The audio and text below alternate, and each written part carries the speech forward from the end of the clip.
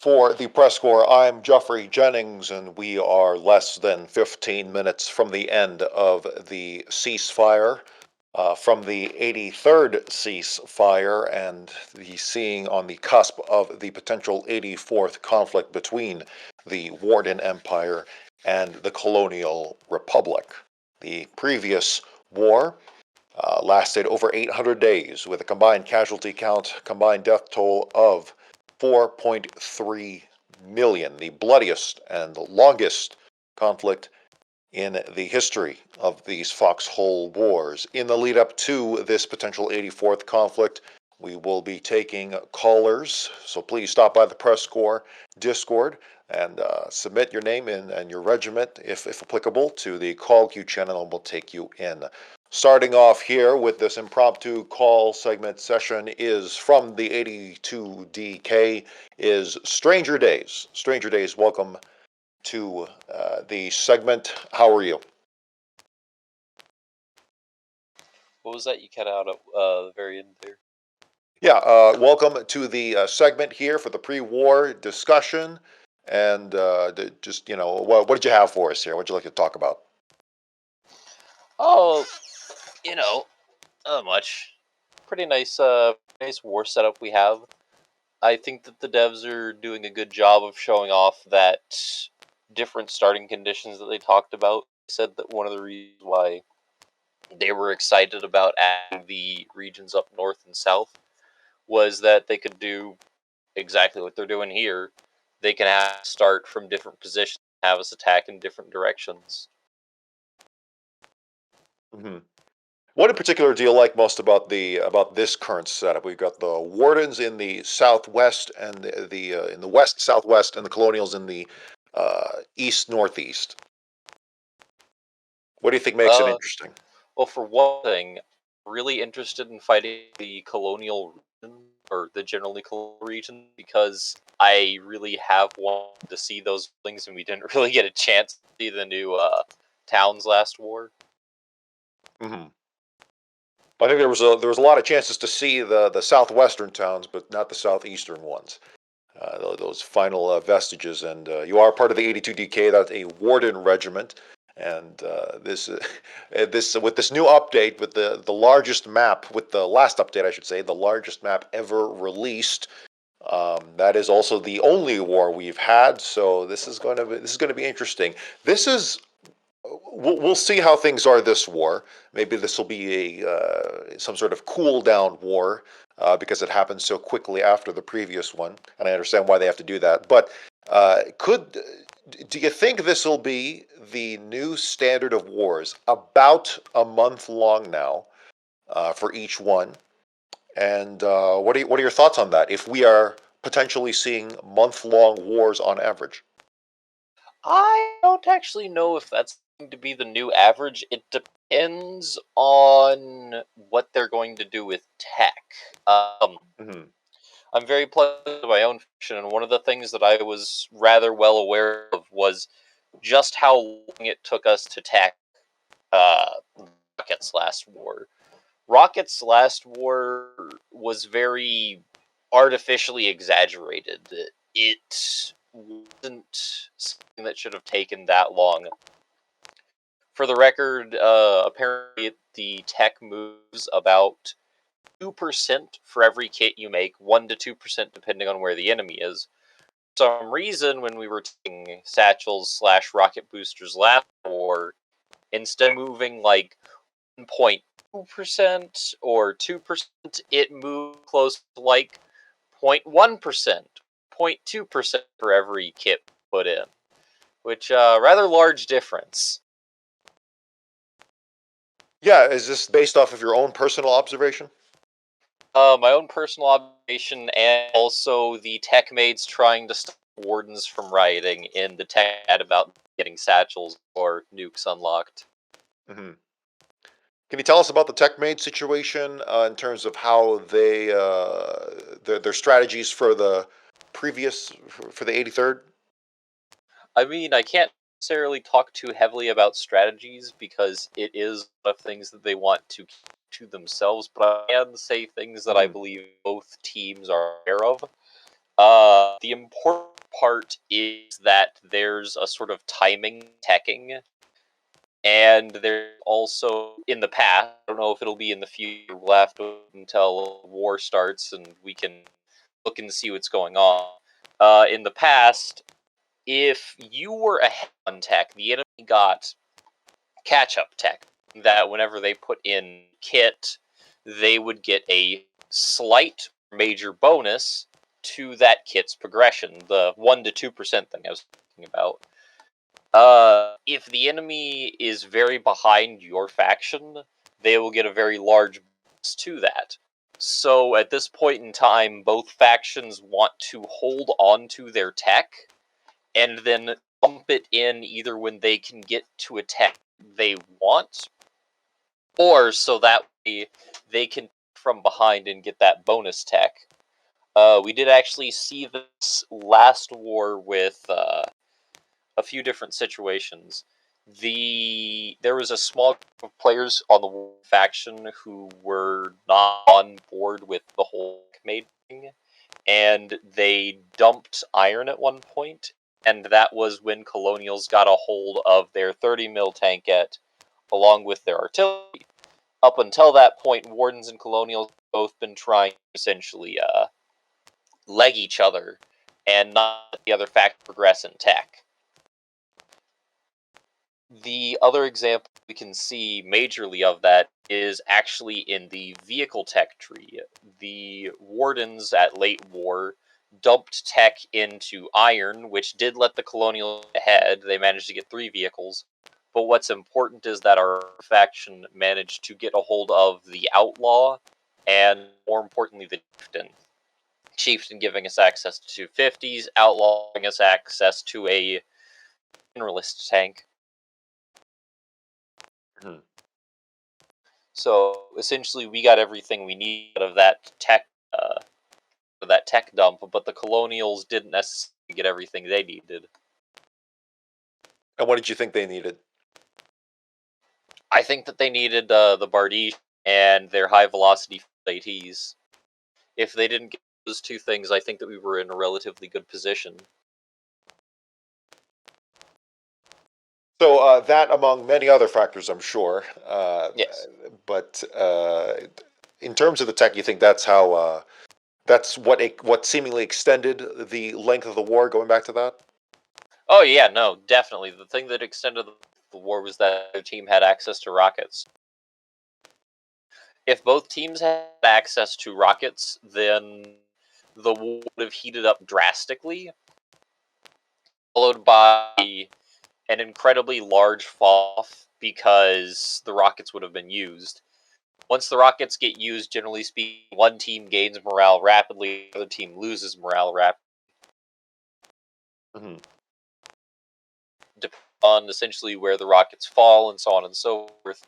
Because if you're able to get a good rocket or 2 off, trying hard not to say nuke, if you manage to get a good rocket 2 off, then usually your team gains a lot of morale because they're like, yeah, look, we killed a Logi town, we can do this, we can push in, we can fucking end the war. And then if you get off a really bad rocket, like say if you were to nuke Lockmore, a relatively useless town that doesn't really do much a greater war effort, then usually your team gets angry at you, the team laughs at you, and it sort of spirals the war out of control, out of your favor.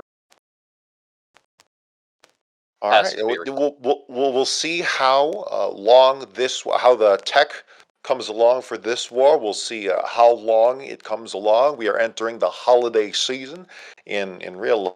We'll see if that plays its hand into any of it, and yeah, where those rockets will land, and how fast they'll come, how fast or slow they'll come. Something to keep an eye out. But in any case, we could definitely go on for much longer.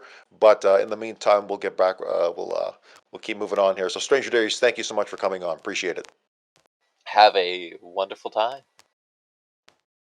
All right, coming up next. Looks like we had Spots here on the queue, but oh, there he is again. Spots. Blemish, welcome back to Zero. Actually, no, this isn't Zero Dark Press. No, this is not Zero Dark, Jeffrey. This is just I'm going to have it. pre. Impromptu segment. So, Spots, what did you want to call in about? Nothing really. I was last war. I was actually part of the King's Tap. I'm sorry. Say again. You were part of the Kingstown. I'm assuming there was a fight there. You not heard the last war? A massive achievement happened last war. The Colonials were the first faction in Foxhole history to get special operations. Yes, I did hear about this. I believe this happened in. Oh my goodness, what region? Um, was this Howl? No, this was. No. It was in the region where the Kings is in. Yeah, I know. Well, regardless of which region it was in, yes, I did hear about this. So, were you part of that operation? Yes, I was part of it. It was a 141 CR operation. Mm-hmm.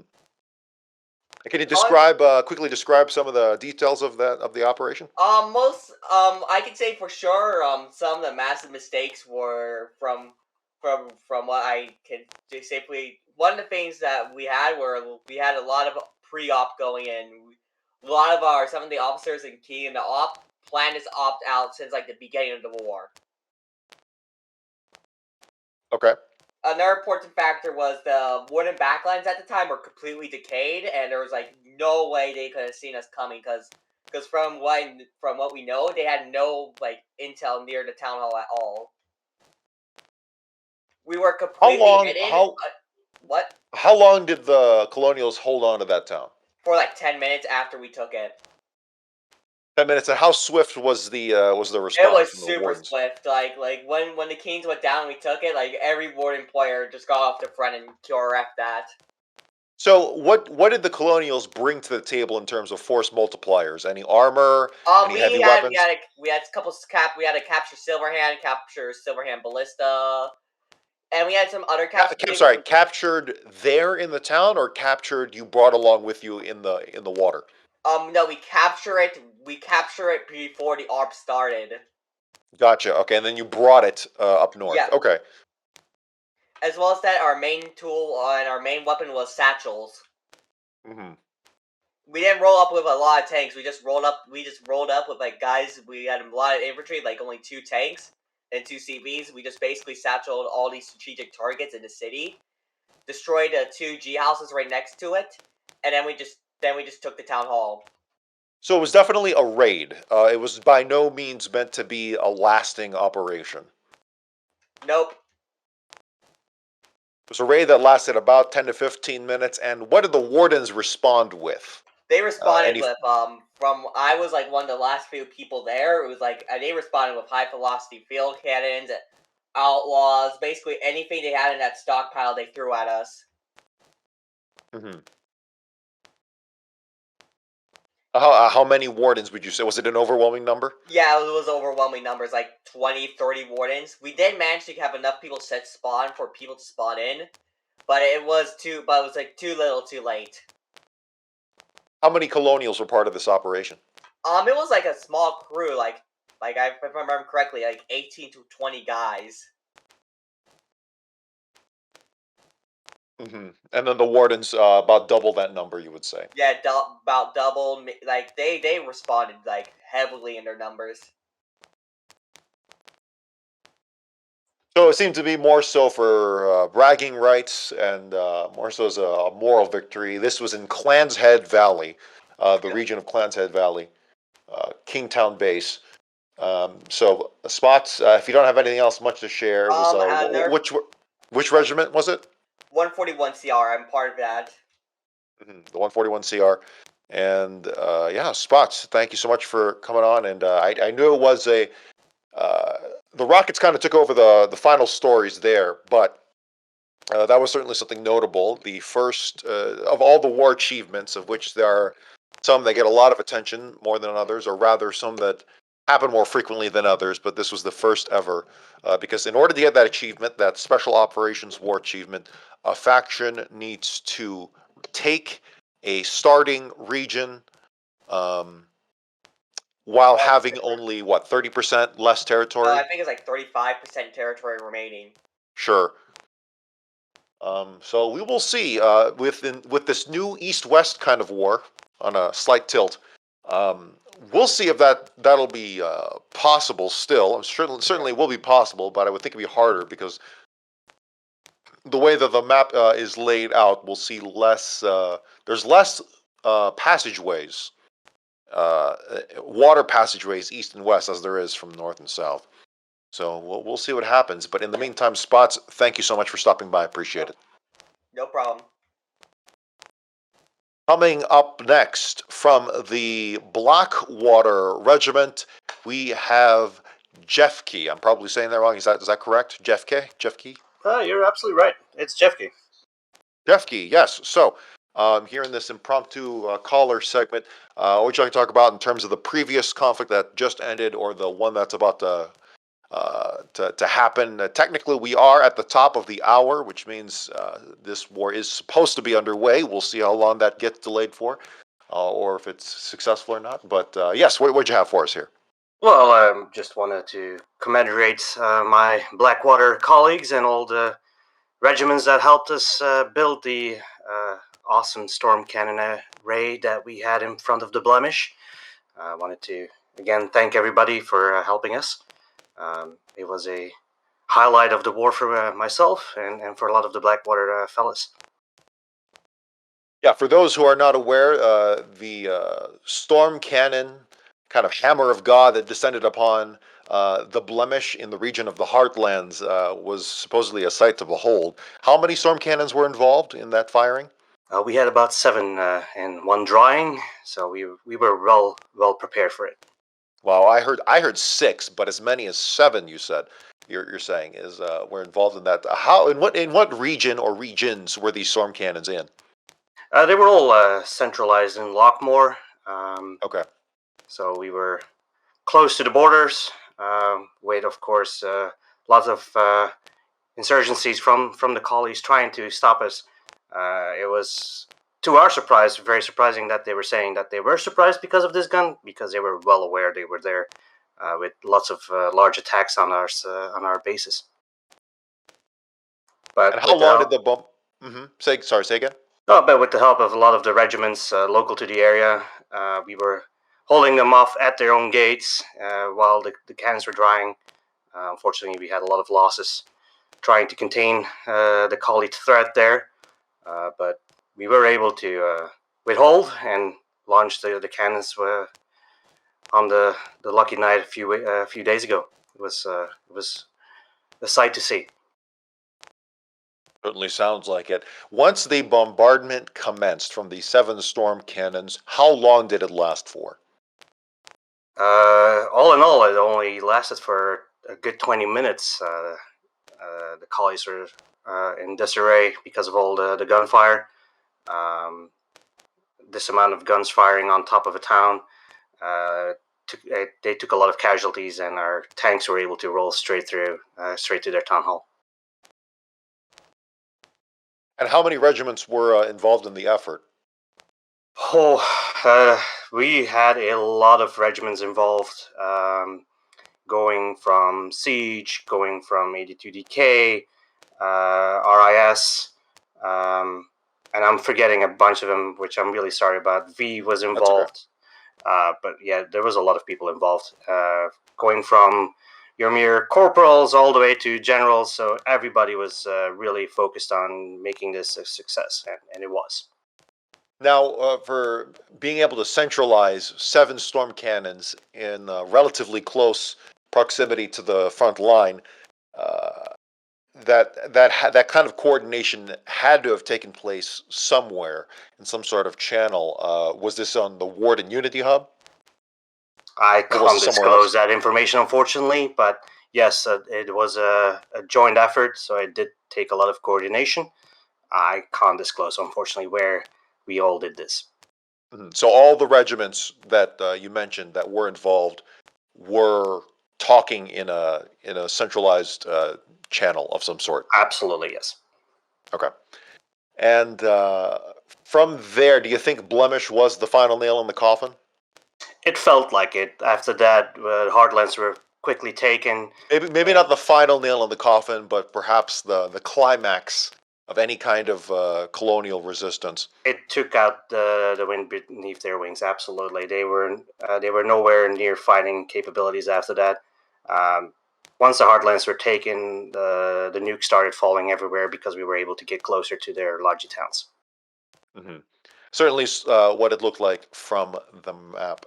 So now with this new east-west configuration here in the 84th conflict, how do you think that's going to affect the war now that we have the traditionally north and south being distributed between the two factions?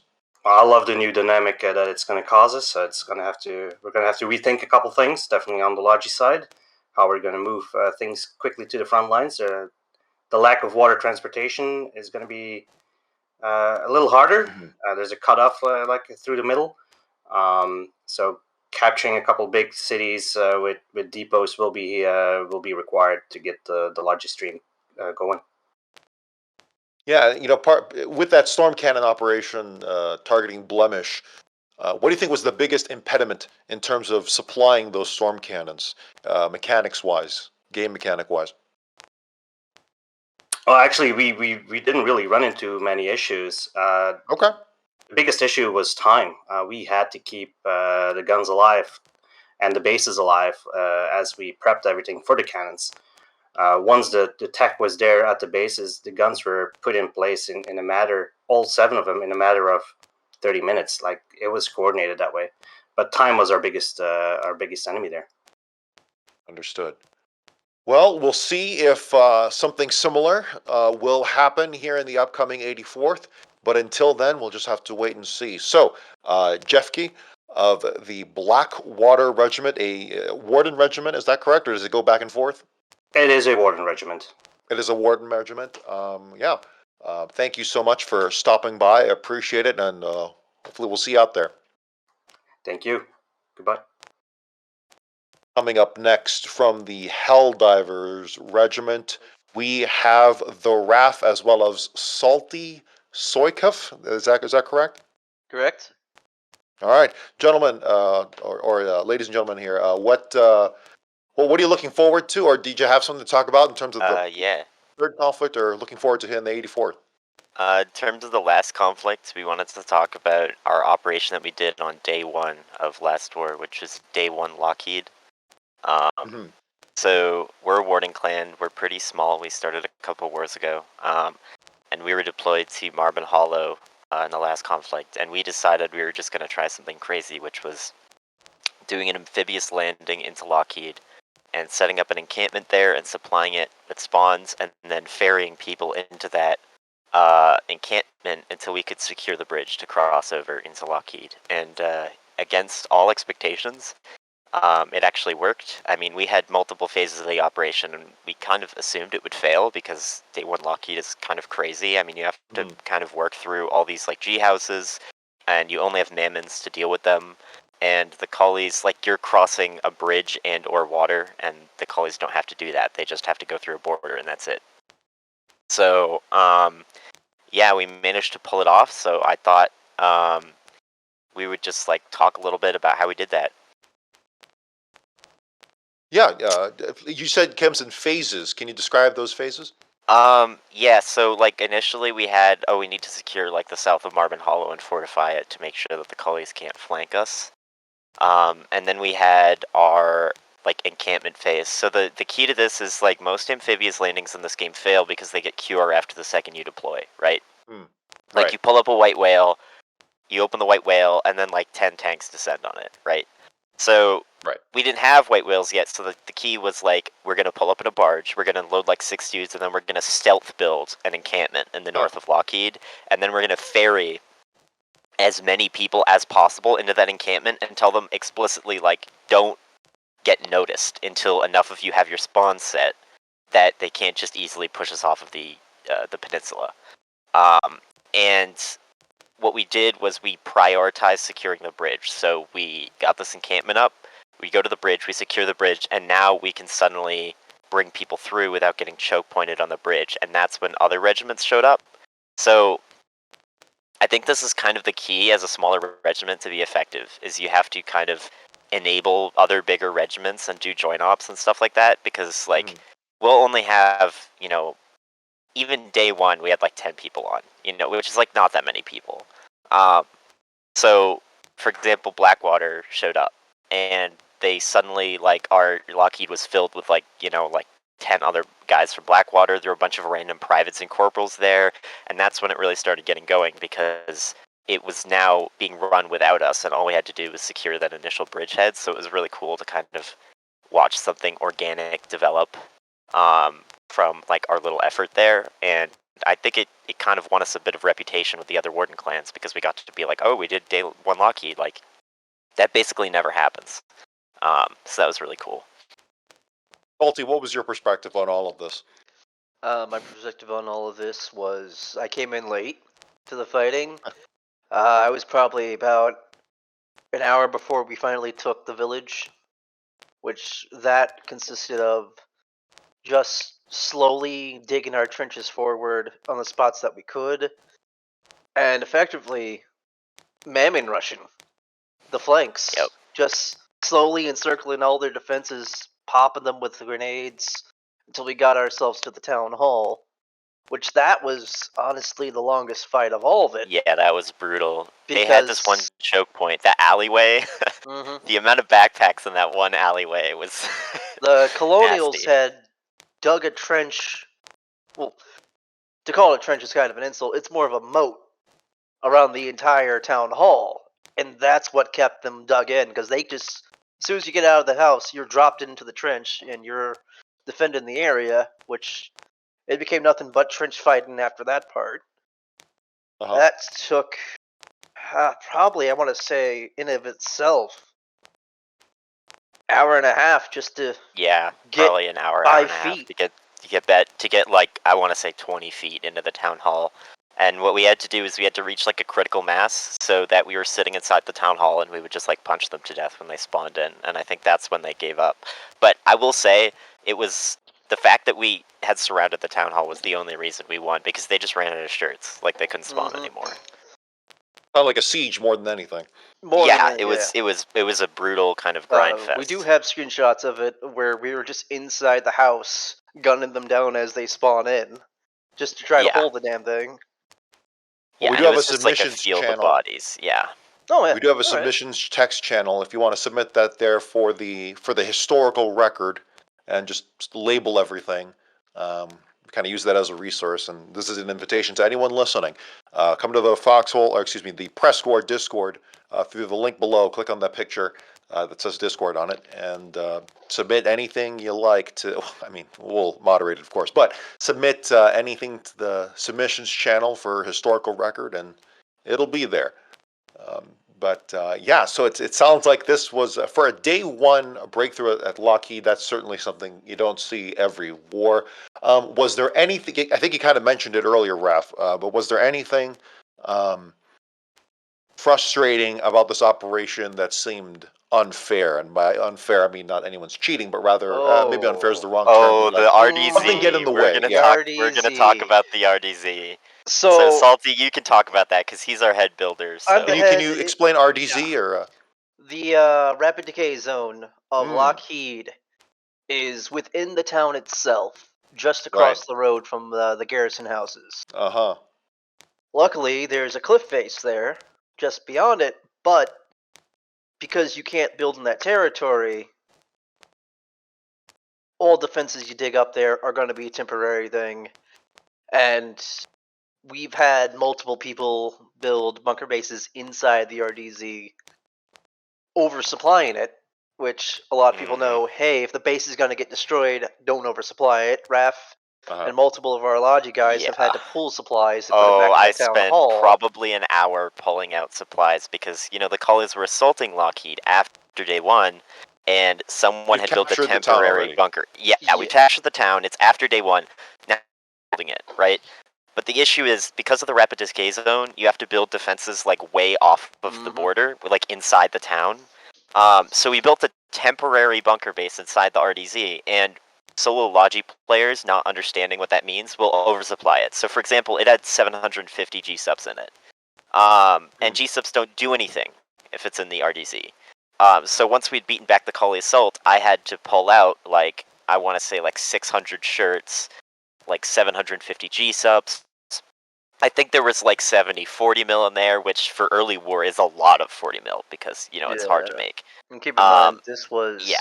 multiple occurrences throughout Yeah, this the happened war more than once. So until we shout out to managed to. the FMAT who immediately responded and helped me pull stuff out of the RDZ. But yeah, it does make Lockheed fortifying really difficult. They did take it back at one time. We had to take it back again.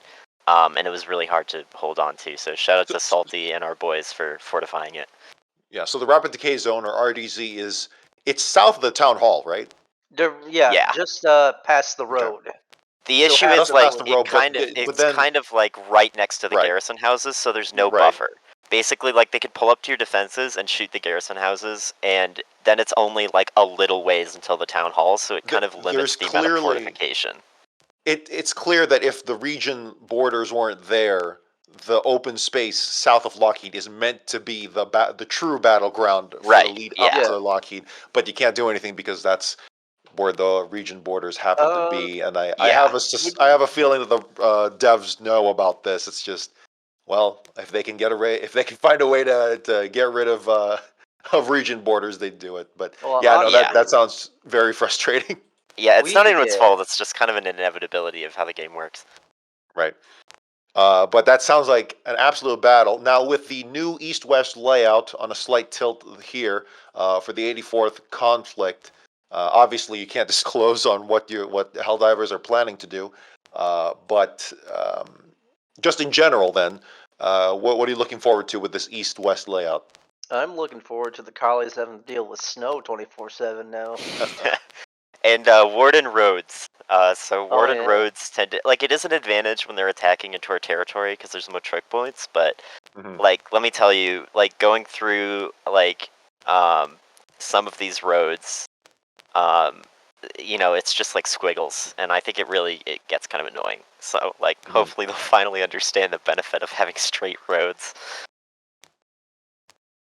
Yes, certainly pros and cons to both the north and the south ends of the map. In fact, the maps, the geography themselves, was the very first asymmetrical thing in the game.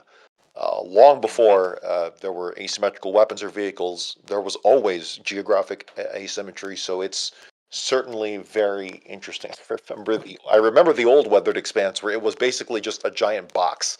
Yeah. Oh, you remember that too? Yeah, it was just one big. The road just. I I've think if seen I it. remember Yeah, this correctly, it it was was just lining in a interesting. box, and it was very stale. It was very predictable and very stale. Salty, didn't they have to spawn a frontier a Yeah, base at one point? they, That's another One of the interesting thing. biggest, I'd say, arguments that started off in that war was when a frontier base was spawned just south of Lockheed, out of nowhere. Yeah, which aren't really supposed to be in the game anymore, as far as I understand it. From what I understand, the it's- devs were trying to open up the new front. It was a direct dev intervention, basically. They had to spawn a frontier base to open up a new front, so that was an interesting event. So, I'm sorry, was it a direct? Did they spawn it, or was it just the regular functions of the border base? I believe it's part of how the game works, but it happens so rarely. Information is kind of hard to find on how From exactly what it I works. understand, the frontier bases were taken out initially, and it's the devs that have been spawning them. I think Yeah. about From my understanding, how border bases work is that after a set amount of time, they spawn on both sides of the border, and then it's like a race to touch The it. thing is, this isn't a border base, though. It was a frontier base, which was this old structure. It was a player-created structure that you used to be able to build. According to the wiki, it can only be built in a region with no friendly static base and within close proximity of the region border. But Lockheed, as far as I know, doesn't get border bases. it does get a border base, Or it does get a border base, but I think it was a queue issue. And also it's very easy for the collies to just come in and blow up their side of the border base because it's very easy for them to get there. We're like working in a really narrow area in Lockheed. So the devs spawned a frontier base, which is like this old base that used to be out of the game and is now in the game. I guess. And there was some arguing on the subreddit about that, which I find kind of interesting. Yeah, well, it's hard to know what's factual and what's not, and I don't think we'll ever get any closure on that until Oh yeah, until the devs say Kira in something, the but I don't chat think they says it will. was spawned at the old Jack Tar border where there's no frontier bases, border bases, which is correct actually. And old Jack Tar, right next to Lockheed, south of it, and no border bases there. So I don't know if it's an extremely rare game mechanic. Like that happens like maybe like once a war. As far as I know, it was the only time it happened last war. It's the only time Or it if it was happened dev for us. intervention, but that was interesting to witness. There were multiple throughout the war that were spawned. Oh, there and were? Oh, okay. I believe most of the players agree that it was the devs spawning them in because they like you said, they're out of the game. This is the first time I've ever Yeah, seen them. I've been they're in not 4 like wars. supposed to be in the game, which Yeah. is interesting. I'm not Yeah, quite sure. Lockheed So was we'll weird, we'll man. see if this happens again.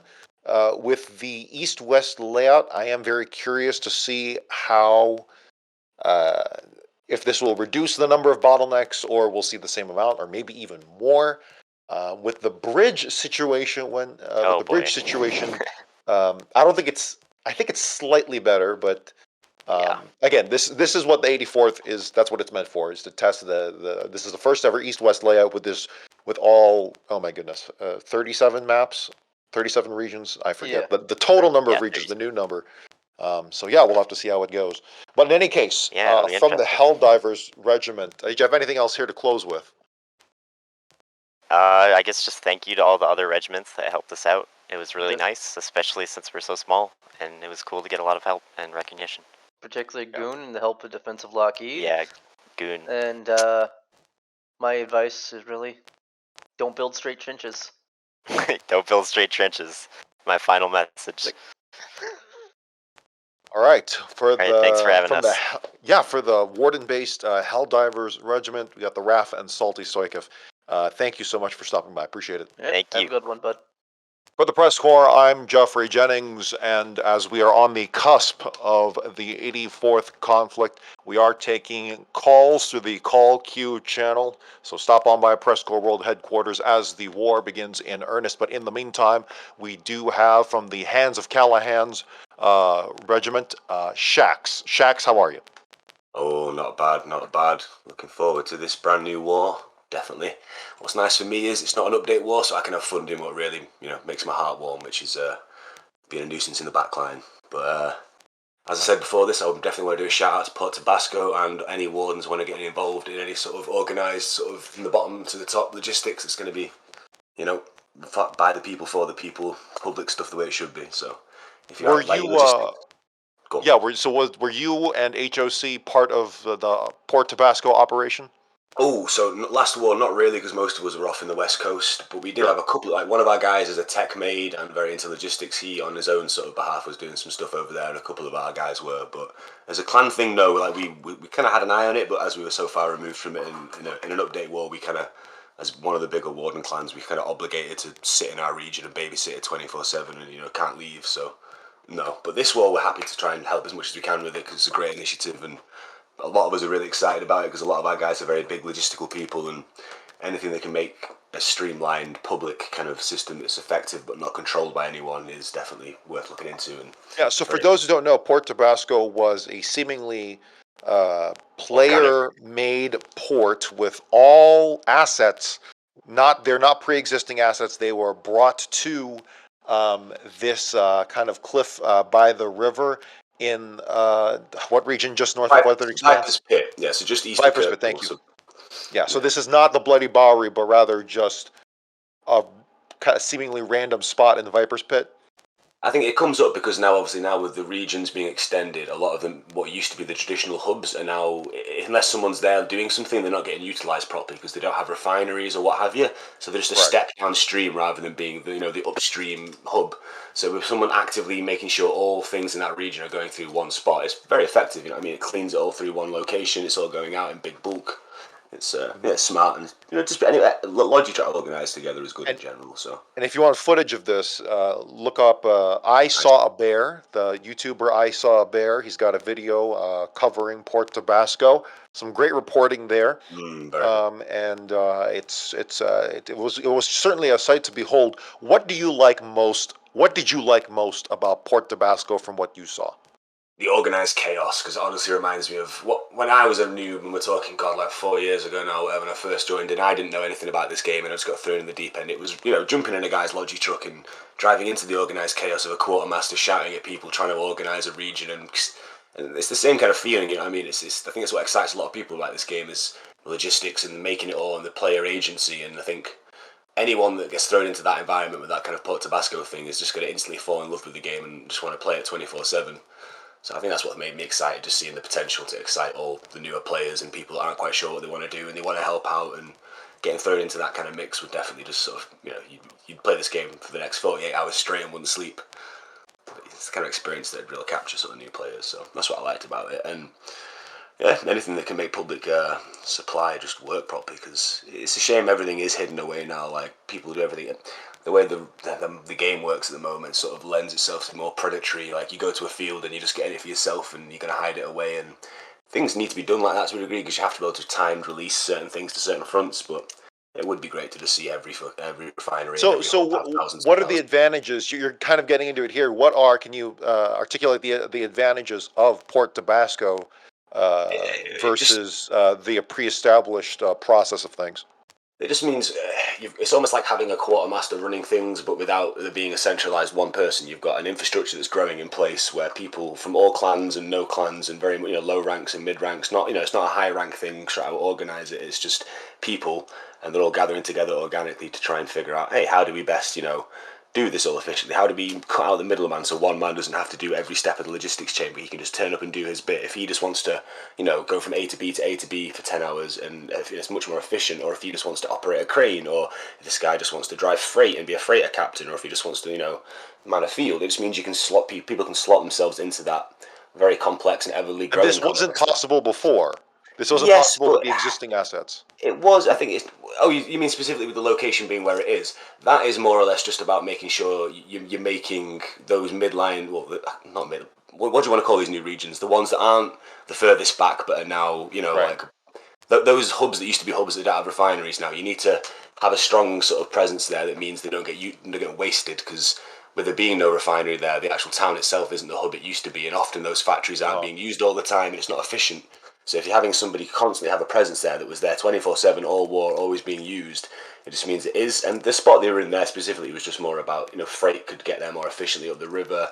You drive it up, cranes and pull it out, keep going. It's just efficiency. But no, yeah, I think the general idea is just to really organise, because you see how Wardens are slowly getting all these sort of organisational structures again, like Warden Unity Hub, which guides the tech, which does the tech through the tech maids. Obviously, we've got other stuff to do more, behind the scenes planning for operations. Like, you feel like this kind of thing's just another step along that chain, to have all these large infrastructural organic organisations in place before 1.0 drops that really make this game, because it's an emergent sandbox. You have to have these big structures.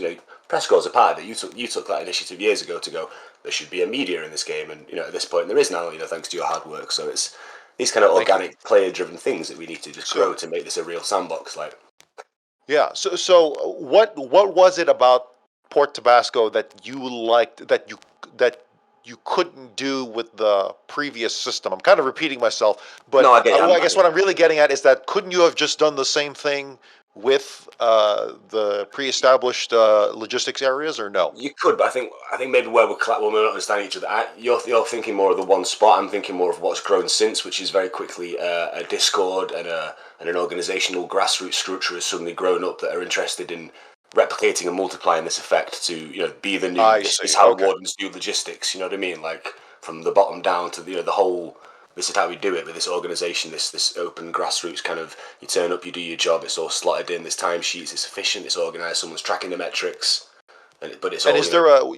is it possible to share this Discord if people want to get involved with it? Right this very second, possibly not, just because they're inundated and they're just trying to make all the roles as desperately as they can, because they didn't expect the devs to sort of throw the war on us, like they did 2 days later. But you can understand why they did, because there's a lot of interest in the game right now, and you want to keep that momentum rolling. It's free press. It's generates. Well, whenever this that does get released, will it be shared 100%. Yeah, it on will definitely. I Taurgis? think in the spirit, just like Warden Unity Hub is, it's not going to be a closed thing. I think it's very much going to be it's for the people, by the people, and it should be very open. It's just going to need you to say, hey, look, I'm not a colonial. Here's a screenshot of me in the game, and you'll get verified. And anyone that wants to do logistics, especially new people, I think, is because a lot of the guys that are actually operating this, which is why I love it.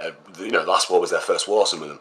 You know what I mean? And they've already started to make this grassroots structure that's growing, and it's got loads of interest and support from clans and sort of long-term randos. So yeah, it's really great. So I'd encourage Then, anyone. by your measure, by your experience, what are some quality of life improvements to this process in terms of just organization or communication that you would like to see? Honestly, I want them to return some form of the ops that we had, 2 years ago in typical clapboard Operation system, yeah. Yeah, I don't blame them, but in typical fashion of them, they took away a perfectly functional system and said, trust me, there'll be a better thing soon. And, that was, I think, 2 years ago now. That was about honestly, 2 years ago, yeah. It's not bad for clans because we still organise, but this is an open sandbox game, and you need to have. Not everybody likes to be thrown in the deep end. So I love it personally. You throw me in the deep end of a sandbox and go, you don't know shit. You're at the bottom, figure it out. I love that. I thrive off that in a game. It's what I like it, but a lot of people don't. You throw them in and they go, what do I do? And some people will just sort of play a little bit, drift off, never play again. You needed things like operations where a guy could log into Viper's Pit, press the map and say, hey, look, there's a list of operations on the right. I can read what they are and I can just join them, and someone's going to say, hey, buddy, do you want to do this? And you're going to say, yeah, I do. And suddenly you're slotted in and you've got a place, you're a cog in the machine. For many that haven't experienced the operation system, because it was several years ago now since its removal, it was a system where kind of like how squads are listed, there would be operations listed, only instead of the group, it was more like a task. Like, hey, instead of joining a specific squad, you're joining a specific task. So this operation is dedicated to breaking into the Deadlands, for instance. Mm-hmm. And then you would see the location and some details. I forget some of those options that if you were leading an operation that you could do, but yeah, you could say like what time it's going to start. You could put in what kind of requirements you needed for it, and then there was a separate tab for the details. And it was great for just like even logistics. Like you could just say Viper's Pit Scrap Company. And I remember there was a period where in each logistics region you'd see like a region scrap, and there would just be 15 dudes always kind of in it, scrapping. And it comes back to that the way quartermasters used to work. And there was a point of pride when each hub would almost outcompete each other to have the most amount of public resources for the faction. But with a bit of friendly competition, like you need to give us tools again where people aren't these isolated entities, that they can communicate easily. Like it boggles my brain that there's still no planning tools in the game. Sure, all the clans use Discord and blah blah blah, but that eventually gets hidden behind various layers of OPSEC where you're taking the magic. I'm a strong proponent of anything that gets used as a third party, like Discord or like certain tools, like for instance, the artillery calculator. If it's used enough by the community, it should be in the game, with some exception, of course. But like the artillery calculator, that should just be in the game. Operations planning tools, that should be in the game. Long range communications, that should be smoothed out in the game. So, what are some things from the old operation system that you can remember? How would you like that expanded upon? So let's say magically the devs brought it back exactly as it was from 2 years ago. What are some improvements you can make? I know, because I see why they haven't brought it back, and because they didn't know how to they didn't know how to slot squads into operations, and they always said the way they'd work around it was some sort of meta tool that would let you say, look, this is an operation, we need X amount of squads to fill various roles, and then squads themselves could opt the squad into the operation. I think that's maybe the stumbling block they're on, and they haven't got around to fixing that yet or figuring it out. But I wonder if that's tied to the voice chat. Possibly system.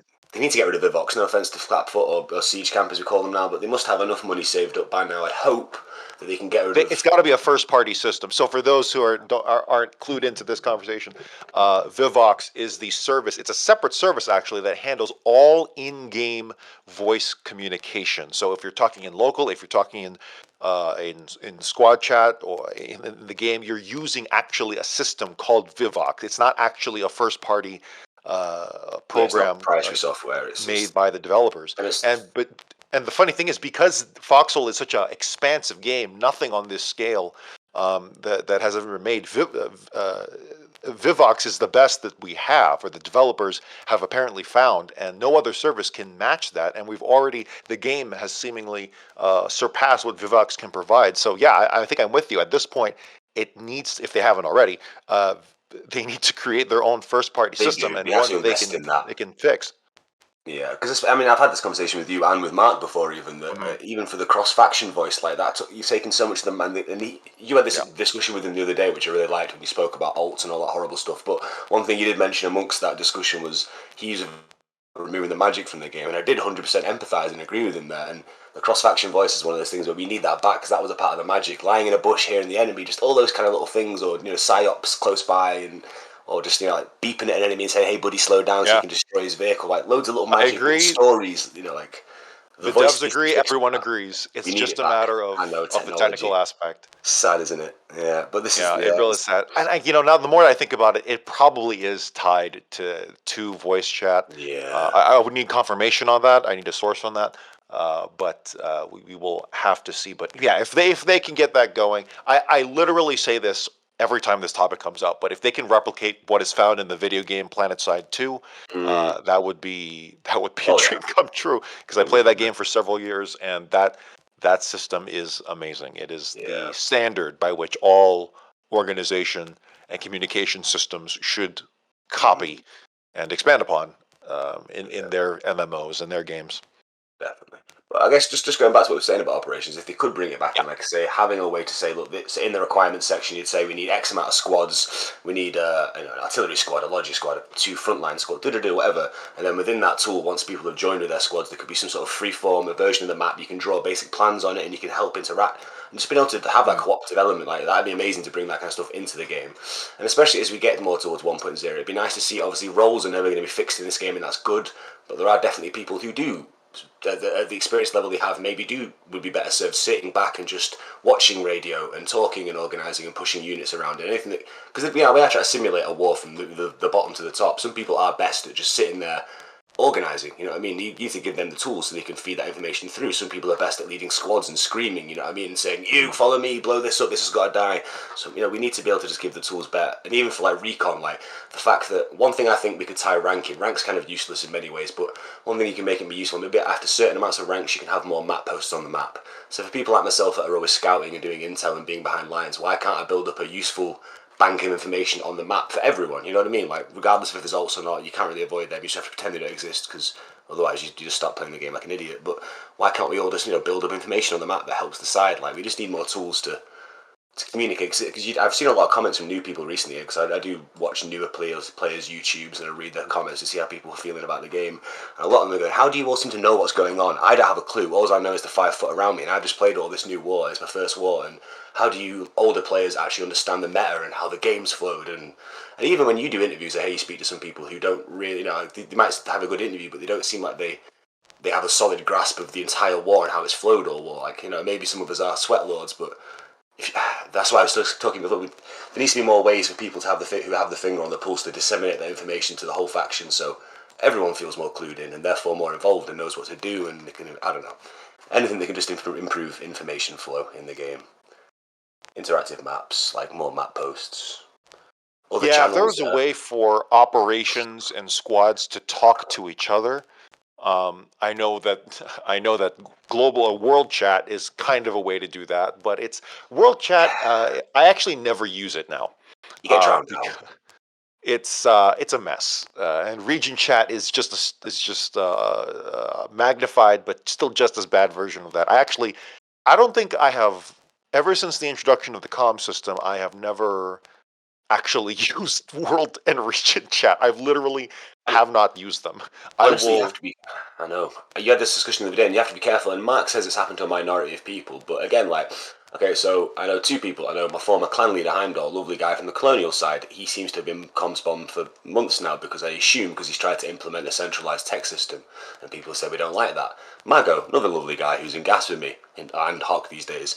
Like, he constantly gets comm bombed. He's a little bit trolly here and there, but mostly he's a guy that is giving information that's like important information about tech or about positioning or things, and he constantly gets comms bombed, and it's a weird system. And then there's just loads of spam from loads of people that aren't really taking it seriously as well. And there needs to be more ingrained systems. There needs to be like Eve or something like any other big sandbox games. There needs to be things within the game you can access that are going to give you more detail. I should mention that I do think it is, in my personal opinion, I actually think it's good that people are more hesitant to use world and region chat. Definitely, I do think that's good. Do you not also agree that all the people that are going to spam and be idiots anyway all know, and it's almost a standing meme that they can just speak in Intel chat, which is why Intel chat is now useless because they all just troll in there because you can't stop them speaking there. So Red chat is the meme goes. It's not for Intel. It's just for banned people. So again, like I don't know, they just move the problem along to another channel that's meant to be used for OPSEC and important, QRF pings and. If there any restrictions on the long range public chats, never local chat, of course, because you need to provide people for people who don't use microphones, of course. But for the long range public chats, I think any regulation, I make it more harsh. That's my take on it. Make it more harsh, because if you get downvoted, I have a feeling you deserve it more than most. That's a personal opinion. Sometimes people have stepped out of line and probably do need to show up for a little while, and that's fair. And at least I'm glad to hear that you can now bounce your comms back faster. Apparently, like you discussed the other night. One thing I do want to mention, which because I didn't hear this come up in that discussion you had with him. So obviously they removed in-game moderators for various dramatic reasons that Denny's mentioned a while ago. So now there's no in-game moderation. So they gave us the tools to moderate ourselves within the faction. If we all agree someone's a menace or they're a problem or they're cheating or they're ulting, we can all communally come together in a region. Everyone joins that region and bans them. Now, my irritation with the game at the moment is we use this tool they've given us. It's not perfect, but it's all we have is self-moderation. And then whenever someone that is like an issue, obviously not going to name names, whenever these things happen, often all they have to do is appeal to the devs, and the devs will say, okay, it seems like people ganged up on you. But it's like, if 30 people from all different groups all agree this is a problem and all come to get rid of that person because they are a problem, if they just know they can just plead to the devs and it'll take 3 days but it'll get overturned, I don't know, like they need to figure out what they want to do with moderation and where they're at with it and what their actual policy is. Are they going to employ actual professionals to do it in game again like they should, because they're a big game now, they're not a little game anymore? I don't know, they just need to figure something out. And my opinion has always been that they need to hire about 10 community managers, all spread out around the world, so that you can cover different time zones. And I want to say, no less than 10 community moderators who can actually process these things in a timely manner. Because I do believe that they are looking at tickets. I do believe that they are trying to look at each one fairly. I do believe that, it's not just Max who holds the title of community manager, but it's actually several more devs than that. We don't know exactly who because we don't want them targeted for harassment. But of course. I think they just need more. They need to hire 10 more. And I would. But here's the thing: they opened the position up for more community moderators. I would never take that position because that is hell. But that's what I mean. But they shouldn't. No one shouldn't be for players. This has been the problem over the years. They've done it internally, which you can understand. But you shouldn't. At this point, you can't trust any of us in the community not to be invested and biased. Honestly, none of us, even if you're a neutral or whatever, like just hire it out as an external job posting for people that have experience in the gaming market and have worked in it, and just get them in there and just do it. Like I feel like they struggle from the Tarkov effect. Like it's a small indie game that's great, but needed a lot longer, just quietly building. And instead, they've got to a level now where they're like, oh god, this is a big popular game. Well, get in there, and they just don't have the things in place to deal with it, do they? So it's going to be a rough journey, but it's going to be worth the journey, obviously.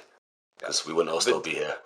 I think there is, amongst those who have a good faith nature or good faith approach to the topic, I think we all agree that the dev's heart is in the right place. We just don't know if their plans will actually come to fruition in terms of moderating the community. It's a small indie company. You've got to give them faith. It's not EA. Some people get weirdly hostile sometimes. They're not BioWare. They're not EA. They're not some big company that's sold out to men in suits. They're just some dudes in Canada trying to make a nice game that they like. You know what I mean? Like, sometimes they get in over the head, they take 2 steps forward and fall back down a cavern and take 5 steps back quite often, or they try an idea out and realise they hate it and go all the way back around on it. But, that's the joy of being in a game, right, from the messy beginning and seeing it go from, what it was to what it's becoming. It's the way this kind of game is, and it's worth it. All right. Well, I think we'll leave that there leave that conversation there for now. From the hands of Callahan Shack's Warden-based regiment. Thank you so much for stopping by. Appreciate it. Thank you for passing the time with me and the audience here. My pleasure. And let's make everything that's snowy blue, even though they flipped the map. Viva la Callahan. All right. Farewell. Coming up next, we have from the PG 405th Regiment, I believe, is taurgis. Did I say that right? Taurgis? Yeah, taurgis. Taurgis, yes. And what's the name of your regiment again? Partisan Group 405th. Partisan Group 405th. Okay. Yeah, we're a small regiment working out of Port of Rhyme, and for the most part, we usually just take the shipping lanes, move forward into deep territory, and then just raise hell from there. Really excited to be on the show. First time really ever being here. Hi. Yeah, no, hey, welcome. Thank you so much for coming on and taking the plunge to be on the air here. We'll make it a good one. It is officially about an hour past the official start of the 84th conflict, but I believe there's still some issues getting the war up and running, so we'll continue to pass the time here. Taurgis, what would you like to talk about? Either about the past 83rd war or the upcoming 84th, or just pretty much anything. Where would you like to take the discussion? Well, I guess we got about 4 or 5 minutes now. I guess if you don't mind, I actually would like to talk about a story from the past, and then a little bit of possible plans for the future. Yeah, go for it. All right. So in terms of the past, we didn't see a whole lot of success last war, at least on a personal scale. Though I do have to say, in total, we were able to steal maybe about 400 armats from various colonial facilities during our time in the 83rd War. And your regiment, your warden-based regiment, didn't find much success. No, but we did steal a bunch of armats. Okay. And I can tell you for a fact, with the exception of a single scout tank, every single one of those armats got used, was turned into some kind of vehicle, and was given into the hands of some random person. We were able to eventually get every single person there. I think a total of 11 randos and no ranks. We put them onto vehicles, told them to get gas masks, and then just drove them into the front line, and we watched them get slaughtered. I really don't know what we were expecting there, but goddamn, it sounded like they had fun either way. Fuck around and find out seems to be what seems to have been the tactics employed for that situation, and that's cause and effect, isn't it? A little. Though, I mean, granted, it did give enough time for everyone to push across the bridge, get it, controlled, and eventually then just start forming a beach. Okay, so some progress was made. Some progress was made. I have no idea about the state of that bridge after that fight, though. Sure. No, at this point, I've already won a bet with my buddy, and, hi, Jester, if you're listening to this, fuck you, you fucked around, you fucked around, you found out, and I'm on a goddamn show now. Ha! So I'm gonna cash in that $5 later. That aside, I guess, moving in towards, plans for the upcoming war, I wanted to actually know, what do you think this is going to turn out, given how the last war turned out? Well, in my personal opinion, with the layout being east-west, that's going to dictate, that's going to really decide how the flow of this war is going to go. As other callers have pointed out previously, just now, the water routes are completely different, because now you have both sides have water logistics. They're able to move laterally, but not necessarily forward, except in limited capacities where they do move forward and backwards, like, say, the River Mersey, which connects east and west in its winding fashion. So a lot more land. I don't know the exact statistics and numbers of this, but we might see less bridge battles, potentially. potentially. No. Certainly, Deadlands is going to be an interesting case because it might. Well, we'll see because it might be that yes, maybe in the opening stages we'll see more movement, but then it'll kind of move in like a yin yang fashion, or might move in a clockwise or a counterclockwise direction, and still bump into the natural waterways, of course. But we might see some more action in the opening, let's say, 100 days than we did previously, because there's that joke being tossed around that in the 83rd conflict, oh, here's the first 100, here's a time lapse of the first 100 days of the war, and it's literally just a PNG, like a static image, as opposed to a GIF, like a real time lapse. But yeah, so the east-west layout's going to be very interesting, and I'm not sure if the logistics centers have been moved or not.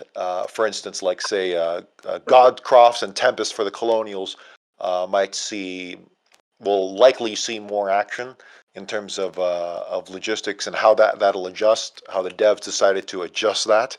Would have been nice to have seen that layout, but or see those exact layouts before the beginning of the war.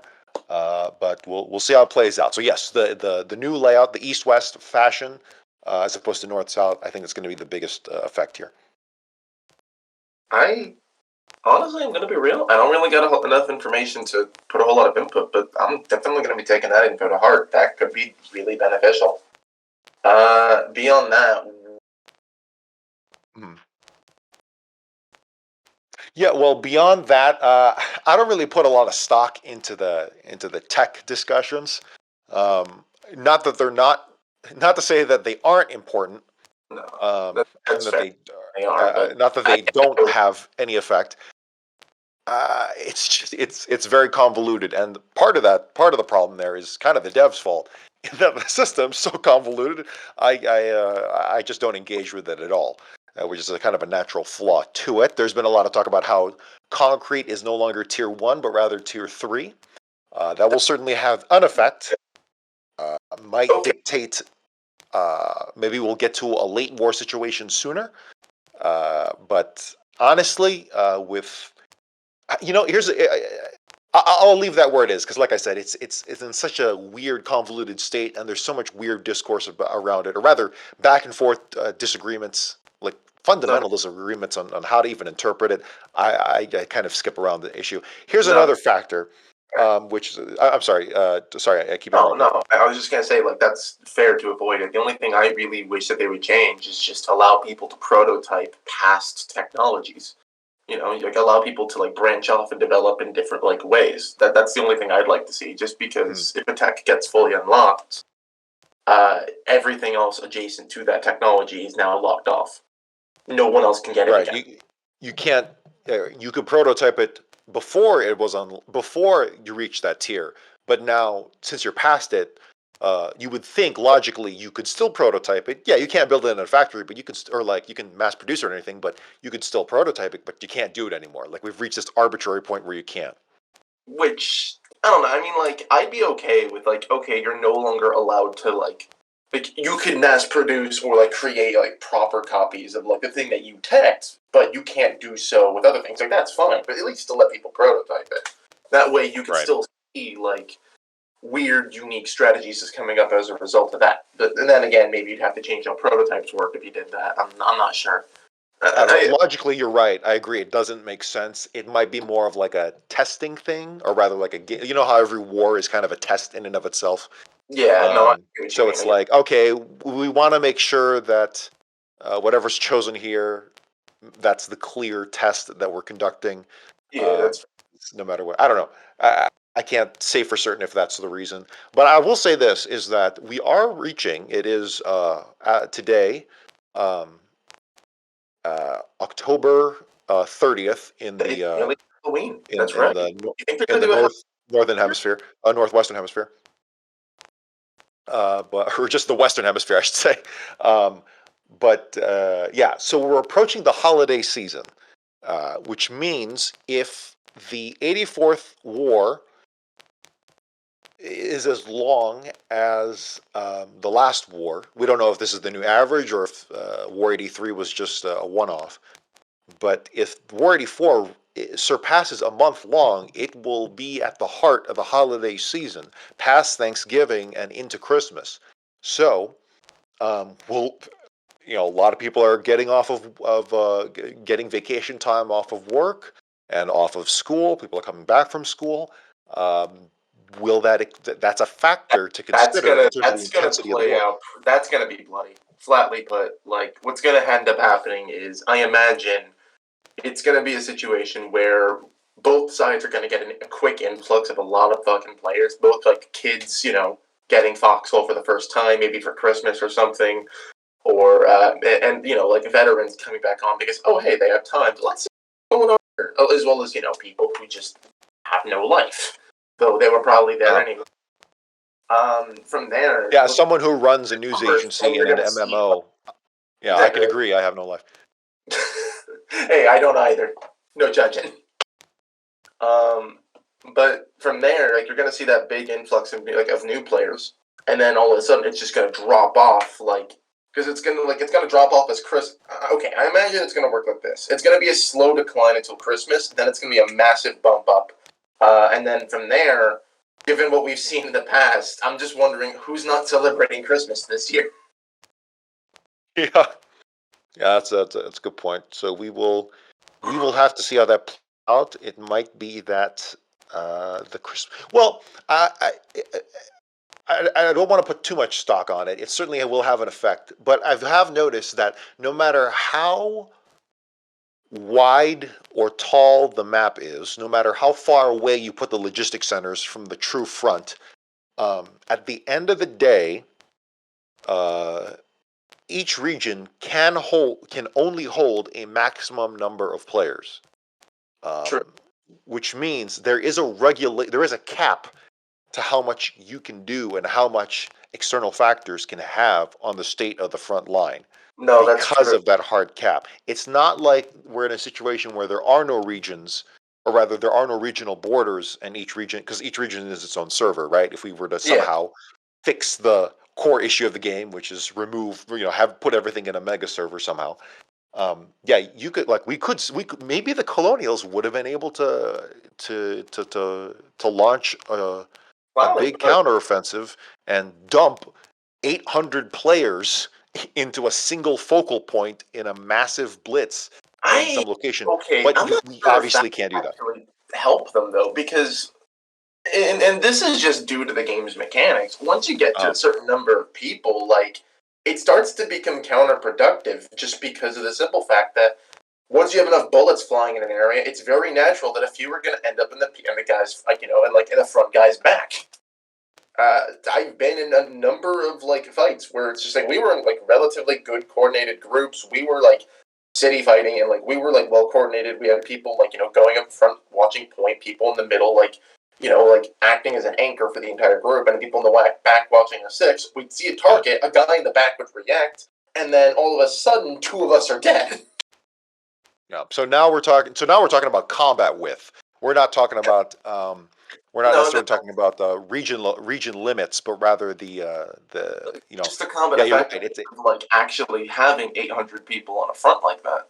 Because I honestly don't know that that'd be beneficial, having them all in that one spot. Because if they're all there, well, what's stopping just on a strategic level? What's stopping the opponent from just going around that combat force? They don't need to care about that, at least at that point, so long as they're held up for a couple of minutes, and from there, just the tactical issues of having that many people there, that's a monster in terms of logistics. That's Hobbesian's Leviathan for logistics. It's an issue, but I'd love to see it. I would just love to see it play out, and of course, it's if we ever got to that point, then we have solved the core issue of the game, which is we've eliminated separate regions, and now everything's just one big beautiful war. But we won't see that until ever, possibly. But until then, there's this cap, artificial, however tragic that it is. We have this artificial cap on regions and kind of a self-imposed combat width. So we will. I don't know. We'll just have to see how both sides work around that. And with this east-west layout, it's going to be interesting. So With that having been said, we are now 1 hour and 20 minutes past the official start of the war, but it seems that the lines have now begun moving forward, and people are now in the war proper, and the war has begun in earnest. So we'll get to that shortly, but I want to thank I'm so sorry, Taurgis or Taurgis? Either works. What's your preference?